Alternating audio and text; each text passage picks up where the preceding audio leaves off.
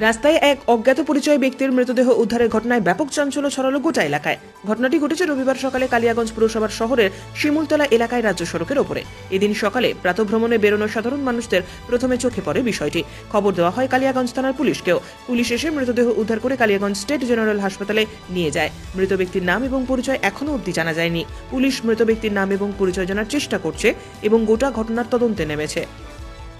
আসলে আমরা সবাই মর্নিং ওয়াক করতে যাচ্ছিলাম, মাঝপথে রাস্তার মাঝপথে শুনলাম যে এখানে নাকি একটা অস্বাভাবিক মৃত্যুর ঘটনা ঘটেছে। এটুকুই জানি। পুলিশ এসেছিল, বডি নিয়ে গেছে। ওনার নাম পরিচয় কিছুই জানি না। আমরা ধরেন পথচারী হিসাবে ওনার এই কীভাবে পড়েছিল রাস্তা? হ্যাঁ, রাস্তার মাঝেই পড়েছিল নাকি উপুর হয়ে। এখন আমি নিজেও বিষয়টার সিন করিনি। তো পুলিশ এসেছিল, পুলিশ এসে নিয়ে গেছে। আমরা এসে দেখলাম এখানে জল ঢালা অবস্থায় পড়ে আছে।